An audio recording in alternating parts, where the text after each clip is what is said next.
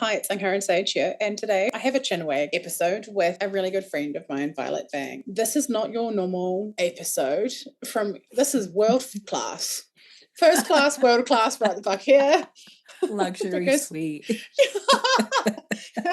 Do you know what's hilarious? I have watched so many YouTube videos of like all the different first class suites on airplanes and stuff.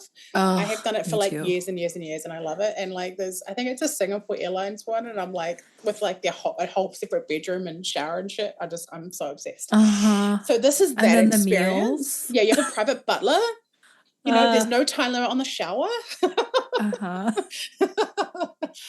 This is that episode. And Violet is also a manifestor, and we have so much similarity. Our incarnation crosses are inverted, and so that means our gene, that's right, and that makes our gene keys like super interconnected, and our experience of life, both having undefined head centers and ajnas as well, like just beyond fireworks and beyond a first class experience for you to enjoy this conversation. So this conversation is going to be intro-ish of a little bit of intro to us, but I also foresee this will be like a reoccurring theme within this podcast where Violet and I are going to shoot the shit many times. So enough of my talk.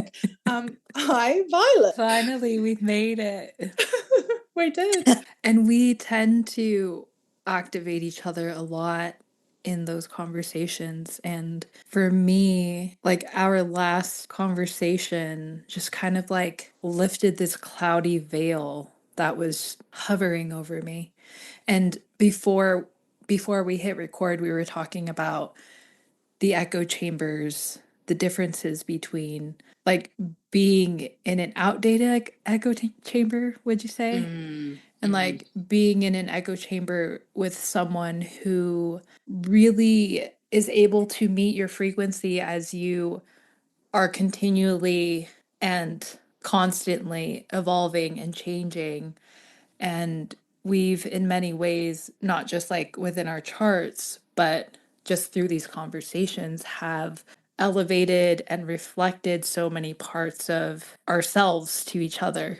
And we were calling these conversations with God.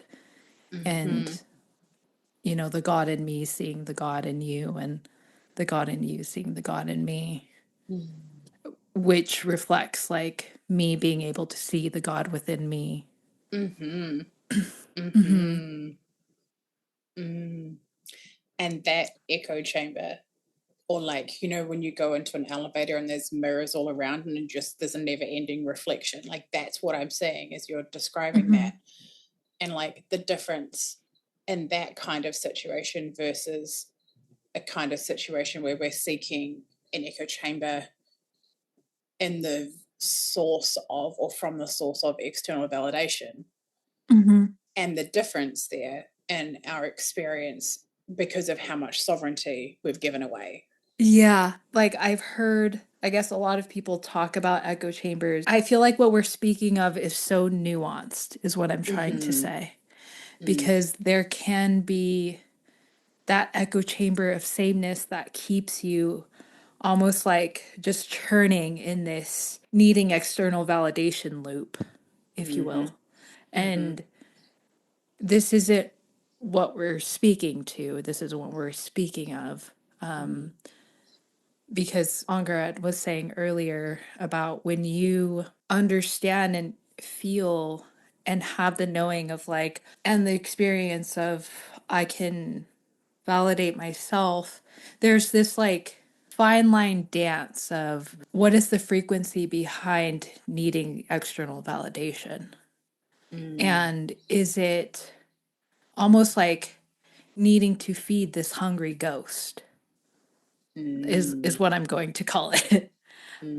Where it's just like constantly needing that feedback loop of validation. Rather, I kind of want you to speak to this a little more, because this is something that you've said to me that still unravels in my experience. But it was, you know, when you were talking to me about for your experience, learning how like that what you needed was self-validation. And I don't know if you remember this conversation, but you were telling me that, and I was like, oh shit, I can do that.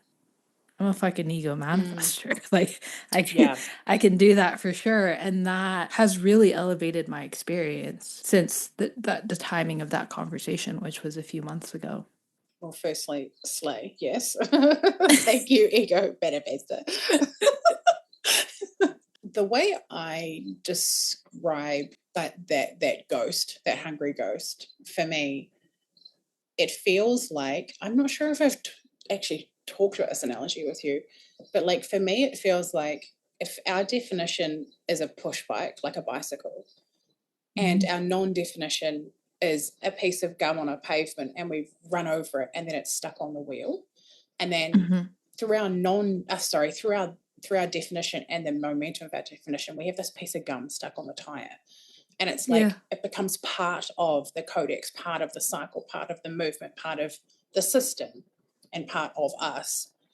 And that's one of the reasons why I found that external validation it came through my undefined solar plexus largely, but then it was also backed up by it became a piece of my identity, because that was attached to the wheel of my identity, Yeah. and Yeah. then through there it was also then part of my undefined head and undefined ajna, where I was then absorbing the world and seeking to absorb the world and how they are processing and how they're thinking and how are they getting their validation and what are they looking to and what are they inspired by and what are they looking to achieve, to then, but it all just became a complex web and part of the definition and the non-definition. But then I was able to identify the piece of gum on the wheel being, oh my God, I'm giving away my power from external, because I'm seeking external validation or a permission slip outside of myself.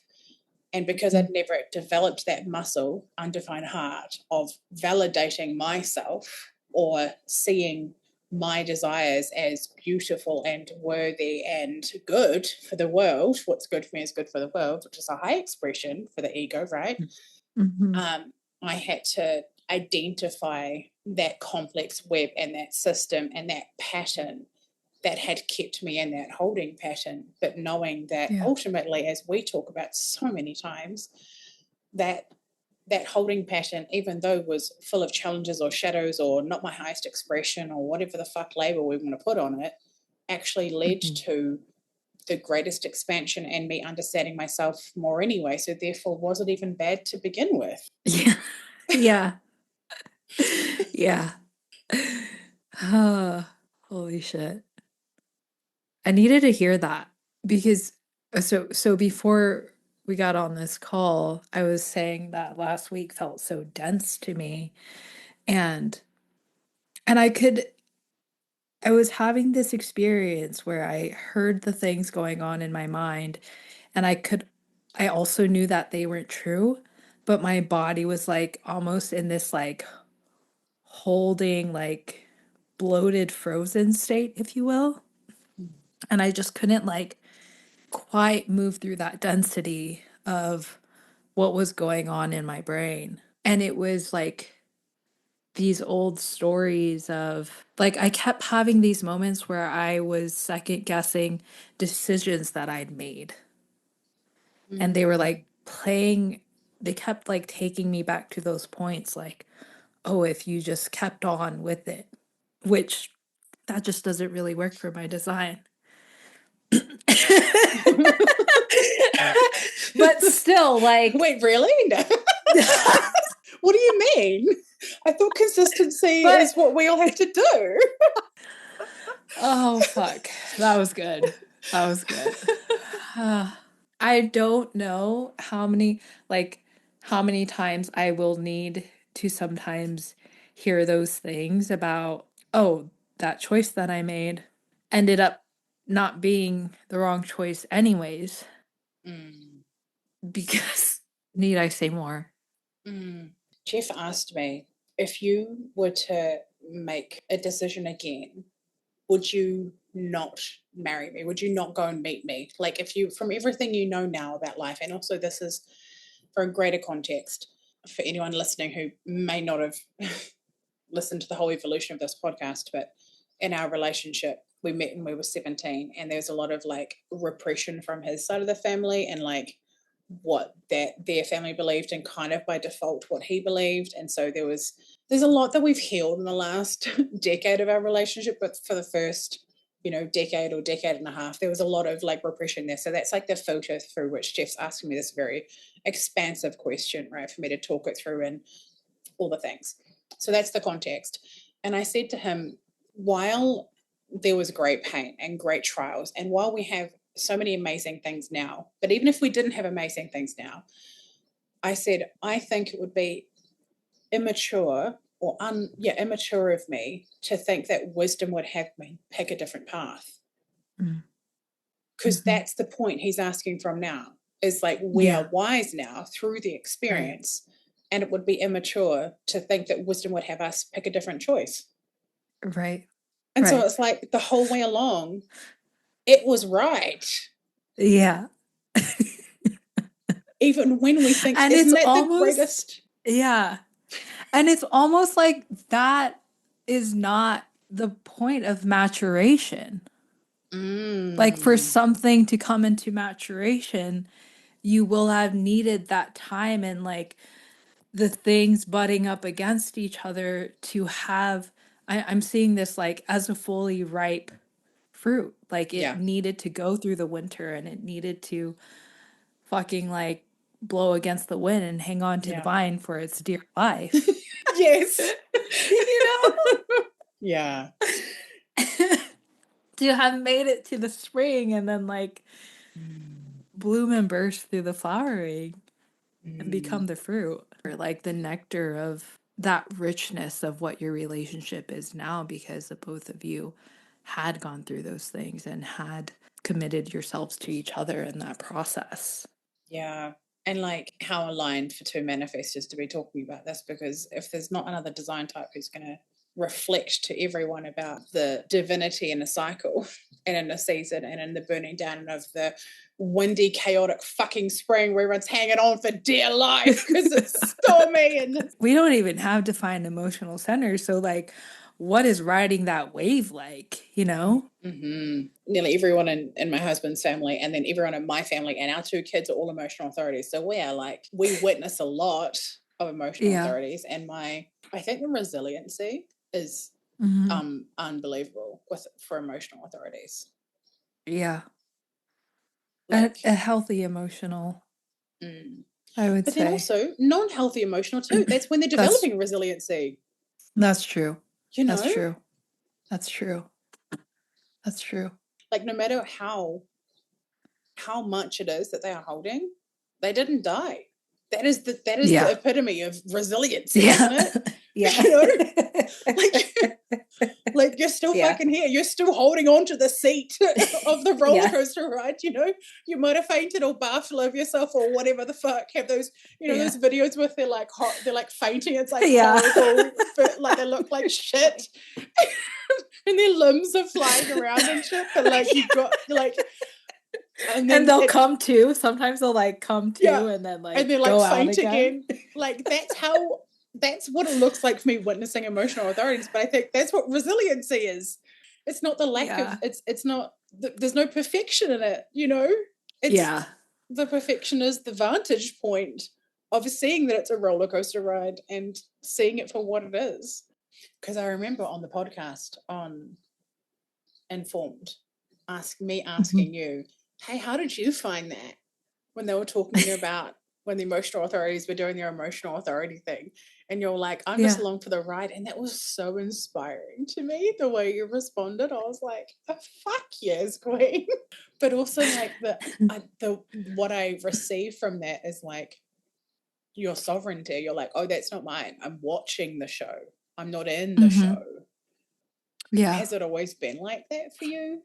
Yeah, and I also feel like it depends on the setting and like who it is, because I still have the tendency of I can like feel what's happening, and I have to separate from that. But when I think back honestly to my experience, I would say yes. My response to that just wasn't always the same. Like I would probably before like would be going on the ride, but then when I come out of that, I'm like, oh, that I didn't feel any of those things, or I didn't have an opinion about whatever the fuck someone was getting riled about. I typically have an opinion on things that's like, that swings, like, I totally believe in this thing, which, I mean, that's not fully true, but I'm just saying, like, when people have this, like, I mean, open head, completely open, Ashna, undefined head. When I am outside of situations, I'm like, oh, I didn't really care about the right and wrongness of whatever this topic or opinion was. I usually am able to see both sides and can usually, yeah, just see like where each, say there's two binary sides. I'm usually like, I mean, I can see where they're coming from, but I can also like go into the depths of, oh, this is kind of based out of fear, or this is based out of whatever the experience that they had. And it's taken me time to just like allow myself to be that, rather than like feeling like I need to have an opinion or pick a side. That's got to be tied into one of our incarnation crosses then, right? Which one would you think that is mostly? With the gene keys, like more that side. I like that question. Well, if I think about it I kind of feel gene key 32 in this, which is the gift of preservation. And then I also feel gene key 62 in this, which is the gift of precision and the shadow of the intellect.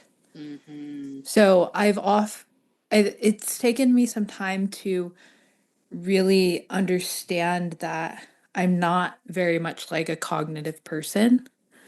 And I feel like this is why our conversations flow so well, because we are these almost like sensorial kind of beings, but you can almost like project an image into my mind and I can see it, and vice versa. And the 62 is in the throat. So it's almost like, and it's connected to that 61. I don't know what those gates are called. I just know them by their gene keys, but 61 is the gift of inspiration. So it's almost like when we're seeing these images, we're not intellectualizing what's happening or what's going on for us. We're just, I'm literally telling you what I'm seeing, and then you're seeing it, and then you're also seeing this thing. Then you're then like relaying those messages to me. You know, I feel like that's how most of our conversations are going. And then it's like, I want to come like kind of circle it back to this echo chamber that we were talking about and bring in our environment with which is shores, where I feel like the shores kind of hops in and out of different worlds, and they have this, it's also like a sixth line. So it has this wisdom about all of these worldviews, if you will. I'm doing that in quotes. But what I feel is like we'll hop out of this echo chamber that is you and I, and kind of like go on about our lives and live it, and then hop back in and share with each other like, oh, this is what I've been experiencing and this is what you're experiencing. And it parallels each other, but the experiences might be different. And it creates this expansive, like a wider scope view. Yeah. And it's almost like I'm on this I'm looking out at this horizon, and this is what I'm seeing with my telescope, if you will, and you're on the other side of that horizon. Yes. Like looking out and then seeing this scope, and then we like come together, and it widens the scope, it widens the view. One of the analogies that or the visuals that I saw quite a few years ago was about like, I think it's the 61 gate, the psychosis. That's the 61, isn't it? Yep. Yeah. Yep. So like the shadow is psychosis, and like in a version of in another version, or in fact, every time the psychosis comes around with a 61, there's always the point of like, what the fuck is the point to life? Are galactic guides even real? Is human design even real? Am I even real? Is anyone even real? Like, does that was my week. That was my week last week. Yeah. yeah. It's a psychotic episode, and then you come all the way to the end. I think that's the reason why you're going to see a common thread, and you know, everyone listening, and we always see the common thread, but like when you loop back around, you realize the psychosis was part of the journey. It's, and in fact, without the psychosis, the journey, we wouldn't reach the city, right? Like it would not happen. But one of the things that I saw as I was coming out of asking these questions of the why is like, when a telescope is sent from Earth into outer space, like the James Webb one, I think, it's never going to come back to Earth.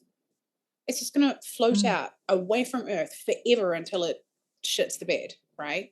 Yeah. And it's going to go, it went past one of Jupiter's moons, might have been like Europa or something, and it got a different view, obviously, and each time they release a new telescope, it's got, you know, better technology and stuff, and it picks a different, and obviously it's going to show different vantage points, and some of them have x-rays and lots of different ways of analyzing stuff. It's not just photos, right?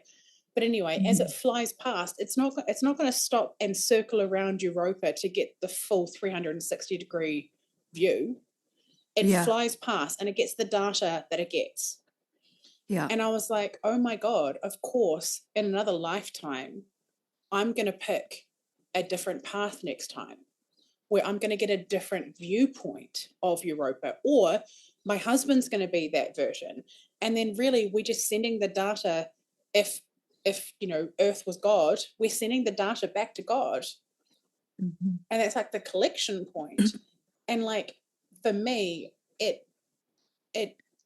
enabled me, I guess, to reach, what's the city of the 61 again? It is sanctity. Oh yeah, right. And like, because it feels like peace for me when I come through.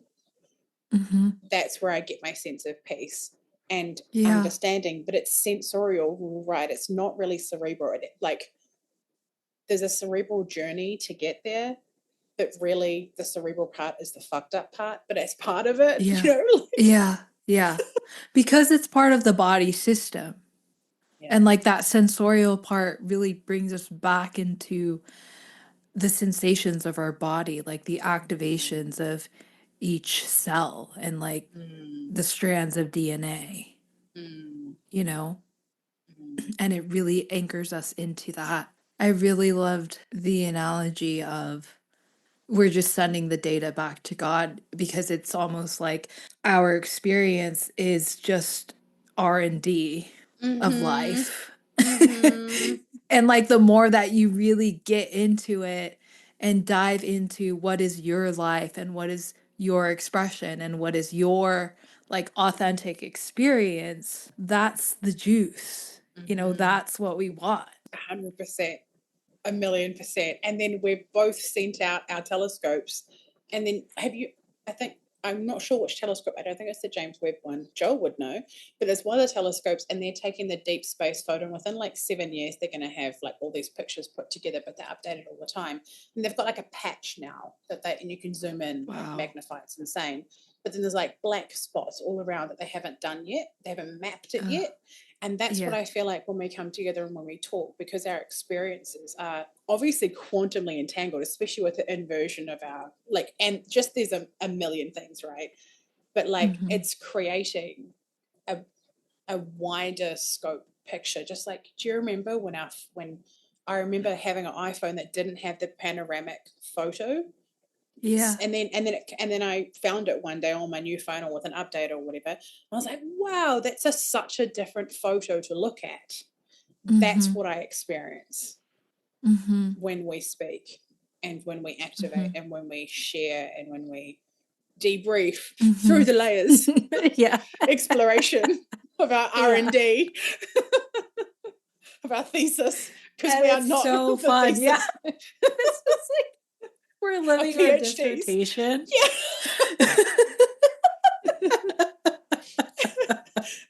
Like real time, just writing it through our frequency.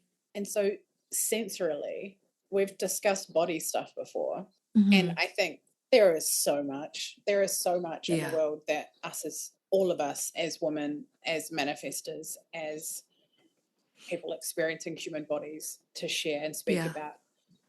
But I think you've had some things recently land Mhm. for you, some R&Ds, if you will, that might be present for you at the moment. Like you were saying, I feel like this is so there's so many layers to this because it's cultural, societal, being a woman. Mm, Like, I've just started kind of writing this out, like not writing, writing this out about my experience. Because usually, not usually, but sometimes when I have these dense weeks, I also feel like the density in my body. And when I feel dense, like my mind will kind of spiral. What I was noticing, like, so growing up my whole life, like, my mom would always say this phrase to herself, like, I'm so fat. And it was a pretty consistent thing. And then it would be this cycle of like trying to do like a fast diet, hating the body, not quite sticking to it, and then hating yourself again. mm, And it took me a long time, but also like moving out of just like that field to really have my own experience with my body and um like mm, learn how to love it. And I felt like this last week I kind of relapsed. I was having this like relapsed moment where I just couldn't stand the way that I was feeling in my body. But I had to like dissect it to like these very root moments of mm, hearing my mom, the way that she spoke to herself, but also even deeper than that, like my grandma was always upset. Like every time I saw her, she would just comment on my body. Like she never really had anything nice to say. So there's like moments of grace that I have to find so I can like find that movement within myself again. I felt really kind of not myself last week. Like almost lost, almost like not quite like in my body. I was kind of like right here, mhm, like this far mhm, outside of myself. That's the best way I could explain it. And so when I bring myself back into my gut, really, I'm like, oh, these aren't my stories. And I still have to like let them fully metabolize, but also like release the parts that actually aren't my story and actually because it was like when I had moved out of the house, my body just like I wasn't hyper focused about this thing called weight and like I was just living my life. I finally admitted to myself that I feel like this year I think I've been chasing that subtly.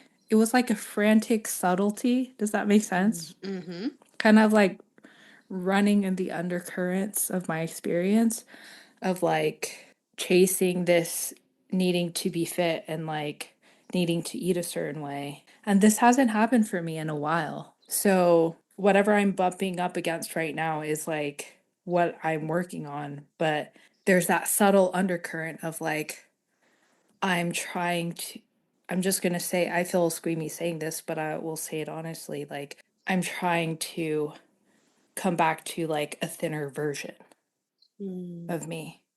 mm, And what I landed in this morning was like, no, I want to feel what healthy is.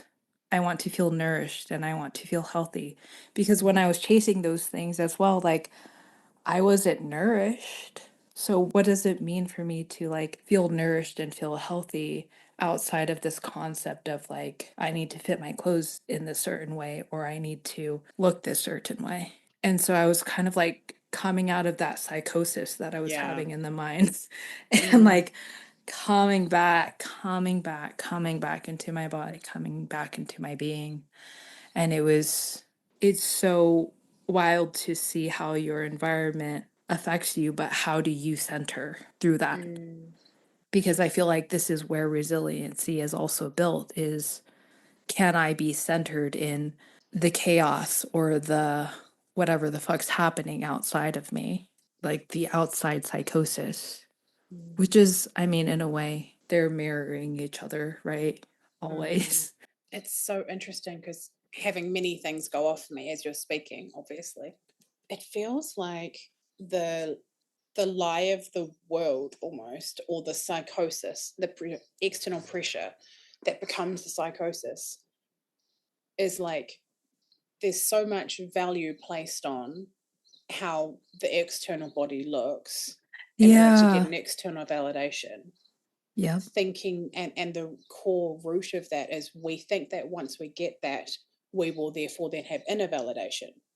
Mhm. But it doesn't happen like that. We've seen it Yeah. with everything in life. Yeah. Anything that follows a pattern outside of us does not bring more of us, it brings more of the outside. Mm-hmm. And like I had a big breakthrough, which is more about Clara, but it was also about my leadership, that I was like, oh my God, what I'm doing and what we've been doing is working. Like what I'm now doing with Clara, the younger generation, you know, my daughter, is not that at all the external thing, right? Yeah. Because one of the external things is like that people talk about all the time, and I struggled with forever. And until today, I didn't really know I wasn't struggling with that. So that was really interesting.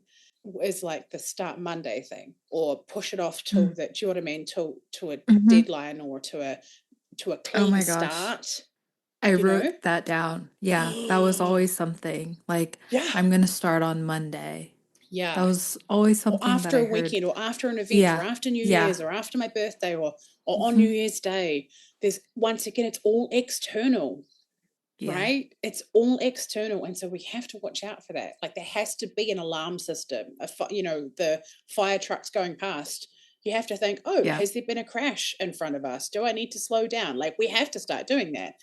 And so what I Mm-hmm. noticed with Clara was she's had the last couple of weeks, she's had um, a sore stomach, and whether it's, and then her back, and whether it's like possibly could be, you know, her cycle beginning to, you know, things happen for years before we actually start our bleed cycle, obviously, but also for me and for my family as well. And until today, you know, we've had a lot of discussions around it, but it wasn't until today that she was able to identify that it's worry for her. Mm-hmm. And for her, part of the worry is that that she has cancer. And Yeah. that is coming through for her. One of the reasons will be because her best friend's father passed away from cancer this year. Yeah. And so there's a whole lot there. But when she was a baby, and I couldn't eat when I was breastfeeding her, I couldn't eat dairy because or eggs actually. And we figured out, you know, as she started eating her own food and shift onto formula and such, it's the dairy protein that she has an intolerance to. And over Mm-hmm. time, she's built up her resiliency to it. But I said to her, while your stomach is sore right now, perhaps we could eliminate dairy or the protein. So she's fine. Her and I are kind of similar, and we're fine with like butter, but like I don't drink cow's milk, but I make exceptions. I know where my limits are for like cheese and ice cream and stuff. I can have a little bit, but not too Mm-hmm. much. Anyway, so I said to her, while your system is, you know, processing this right now, and your body's going through changes and stuff, it could be really supportive to eliminate dairy, or the protein, you know, of the dairy, the Yeah. dairy that has protein in it. We and then we had a discussion about it, and then it was from the next meal. It wasn't Wow. the next day, because Wow. and I was, or it wasn't on Monday. It wasn't after the muffins are gone that we just made that has dairy Yeah. in it and chocolate in it. You know, it was from that moment, and it wasn't like a force, like we have to do it right now. There was no Yeah. timeline rush. There's no urge. It wasn't like, you know, it has to be done right now, or the moment's going to slip away. Once again, external. It was like it's now because it's now in the body. It's not a Mm-hmm. Monday thing. It's not after the cupcakes are finished. It's not after we've gone and got you, you know, 15 different alternatives for what. It wasn't that. It was Mm-hmm. now. It's true now. And there was no Yeah. external sound echo chamber to bring that Yeah. back in that Yeah. was required for that decision. It was a sovereign decision. Wow. It just also speaks tenfolds to your integration. I'm for I have like so many things to say, but my first question is, does she have an undefined spleen? I'm pretty sure me and both of the kids are defined. Hold on. Okay. And so she was able to tell you that she was feeling that it was worry Yeah. because of the cancer. Mhm. It took a Wow. few conversations. Yeah, just head and Ashna is undefined for her. Everything else is defined, and I think she's a triple split. No, just a single split definition, mini gen. It took a few conversations, and just, one of my approaches is, which I've learned to through undoing with the body, through the healing of undoing processes, and often is with the kids and myself, is like, oh, you're experiencing something difficult with your body. That's okay. That's the default. Yeah. We don't need to push it away. Yeah. We don't have to have 15 solutions. We don't need a radical fucking diet. Do you know what I mean? The cycle of the diet culture Yeah. stuff, which we grew up with. Yeah.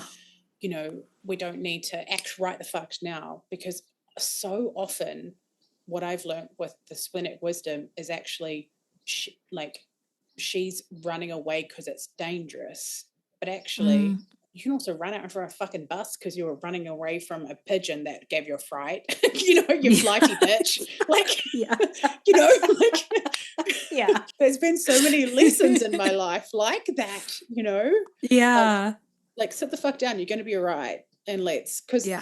it's the overwhelm of, often for me, this undefined solar plexus is like, Yeah. and the spleen's like, I've got to get out of here. I've got to get out of here. We're going to die, Yeah. But that medicine of like, just stay with this. Mm. Mm. And when you were talking about how, it took a few days to really have her get there, but it was almost like the moment that she understood what that was, it was able to quite literally and fully digest and metabolize and then just like process its way out, rather than that like churning that was, happening, that worrying, that churning that was happening in her tummy. And like both And times you're you just spoke like, before about metabolizing, like same thing for us in our actual digestive system. We excrete most of it. We keep the things we need, and that goes through our bloodstream, right? yeah, It's exactly like that. And like that process of metabolizing takes time. And time is involved, rather, is probably more accurate. Time is part of the equation. And like I've learned through time that I don't have to rush something, even when it feels uncomfortable. Yeah. Because once again, it's a lie that on the other side of it, I'm not going to be uncomfortable. It's Yeah. not true. It's a lie. Yeah, I mean, look at all of these medications that numb, that like almost dissociate you from that pain or that discomfort, like that quick fix, that quick band-aid over the thing. I don't know how it's like over there, but when they have a commercial for a pill or something, there's all these other side effects. And one is always almost risk of death. Just casual as. Yeah. Casual as. Best eaten with sauce. What the fuck? Serving suggestion, The not actually symptoms proportionate. sound worse than the actual thing that it's supposed to be. It's not a cure. It's just like a suppressant. And that's a whole nother conversation with the Yeah, medical system. yeah. And the, by the way, for anyone with medication, one thing to look at is NNT, number needed to treat, and NNH, number needed to harm. And go and read the clinical studies for a drug that you have been prescribed or thinking about taking or whatever. And go and read the clinical studies of that said drug and look at those figures. Because there's a lot of drugs, in fact, there's some drugs that you're like twice as more likely to have negative side effects than you are to be helped from that drug for the exact thing. Do you know what I mean? So like, there's a whole lot of science data around it. But anyway, just, but like, you're right. We digress. Like, in general, like there is this, there is a circular nature to everything, isn't there? Yeah. Yeah. And like, I can see how, for me in the past, so like my journey with antidepressants or anti-anxiety and depressant medication, when I took it, gave me like absolutely, it was a disassociation. That's how I experienced it. But it gave me the space that I needed to have a break from all of it, and then come back to the healing when it was right. And so like everything is a tool, and everything is part of the journey, but to heal, I think ultimately requires more of us and less of outside of us for everything, not, not just consuming things, but like in all layers of life. I think healing is about sovereignty. That's a pattern I've seen. Thank you for that the splenic wisdom. Thank you to Clara for being an example of that. To me, that story is it's a big story. Like, it's so profound to really see how, like, a healthy spleen operates in its being, in its wisdom. The more she comes into her splenic, I mean, she was born that way, right? Like the more I see it in her, I guess the more I see in myself as well. And it feels like two torches, like really powerful torches, like amplifying one another. And also to know that, some of the biggest challenges I've had in my life and some of the biggest challenges I have overcome has been around the body and being in a woman's body as well. And knowing that all of the challenges was worth it to see the foundations that Clara now gets to have through the resiliency and the wisdom that I've gained, and then also seeing hers as well, and just understanding her process, just like we understand each other's process, you and I, on such a unique level. Understanding hers as a Mani-Gen splenic, like, is the most joyous amplification, like, ever of my experience. And it's such a gift.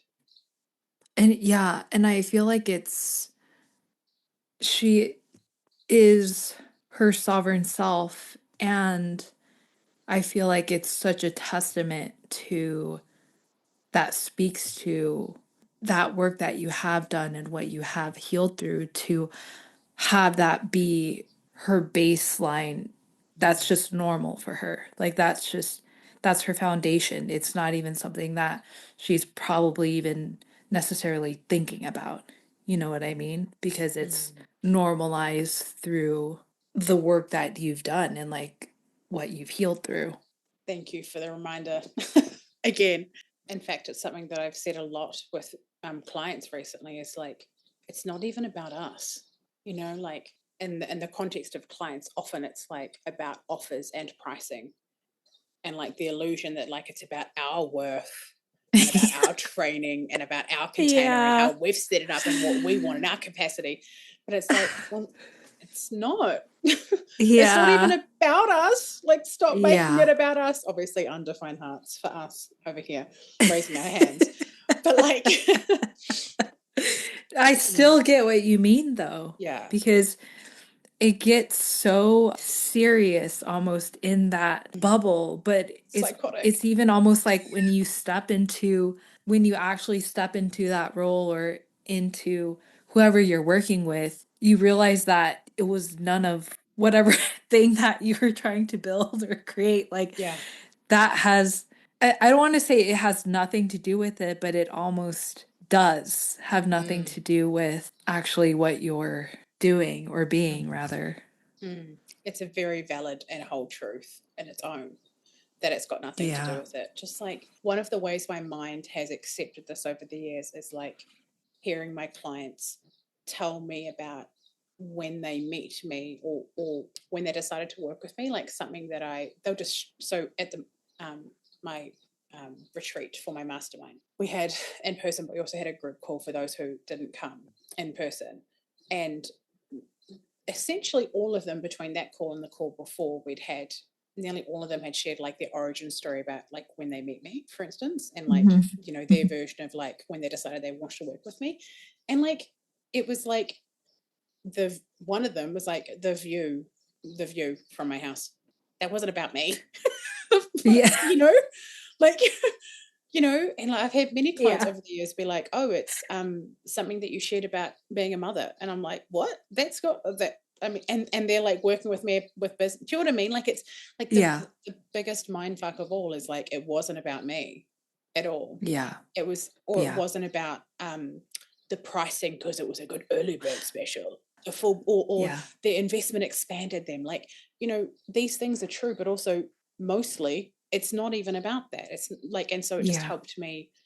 It's helped my mind get on board with the fact that, like, we think that everything is so about us, and it's not. This life is Yeah. not about us at all. And I think that's one of the reasons why, like, I understand people's deep need on a fundamental level to have religious or spiritual beliefs, is because it's, I don't even want to say it's coded, it's conditioned and coded into us, of course, but also, like, I think it's just a soul truth that we all have, that it's not really about Yeah. us. There's so much, there's something so much bigger at play. Just like when you play Xbox or you play a computer game or whatever, you know that it's a game, it's not reality. And that's, I think, and all of us innately know to some level that it's not about this. It's just like an argument. It's never about, I don't know, with kids, right? It's or adults even. It's not just about whether someone unpacked something incorrectly or why when your partner said something mean to you or whatever. It's not ever just about that. It's about It's the not 300 about times that thing. before. Yeah. Yeah. Right? It's There's about all that these you had a like bad frequencies. day. Yeah. Yeah. It's Someone never said face something value. to you wrong, and it's like it's not even about the thing that they said. But this is like that layer of frequency that we all know so innately. And like I love that it was the picture of the, what did you say, a picture of outside of your like the view Yeah. of your house? Yeah. The view from outside. It wasn't even in my Like house. It to was like me outside my that house. is fucking gold. That's like a gold mine. Also Shaw's encoded. Because that was like pure frequency, and like your essence in this photo that you weren't even physically in, Yeah. Yeah. That's right. you know? Like Mm-hmm. that, this is magic, people. Magic Mm-hmm. is real. Yeah. And like back to that R&D where and like even when you're saying the game, like when we're playing a game, you still pick a character and you're playing that character. And you are that character within this virtual reality, like doing the quests or doing the things that it needs to do. And in a way, like we are these characters playing these roles in like the great play of life. But like you were saying, even then we aren't. Also, fuck that shit. Yeah. I'm a manifester, but also that shit doesn't even matter. Don't limit me by that. Don't cage me by that. Don't expect me to be that. I also think as manifestors, we often forget how encoded our conversations are for liberating and creating freedom for everyone else. Because like it's such a standard by which we live by. This is broken, sorry, like millions of chains for people. Yeah. And for us as well, obviously. Yeah. But like so much we deeper than we'll ever know. It's like a given. The two line is like, you know, the genius, and they had no idea how fucking epic they were, because they were like, oh, what it looks like is like, you know, a child with like a whole lot of sunflower seeds in their pocket, and they had a hole in it, and they're walking along the grass or something, and then like there's a row planting. of sunflowers that grow, Yeah. you know, and forevermore, because then they will drop their seeds next year and next year and next year. Like that's what we're all doing. Yeah, so good. Like a great meal. At the end of the meal, you go, yeah. that was the tits. That filled thy soul. Talk about soul food. Mm. Well, thank you everyone for tuning in. Thank you, Violet, for being here and dropping the sunflower seeds out of your pocket. Thank you. Thank you for having me. Peace out.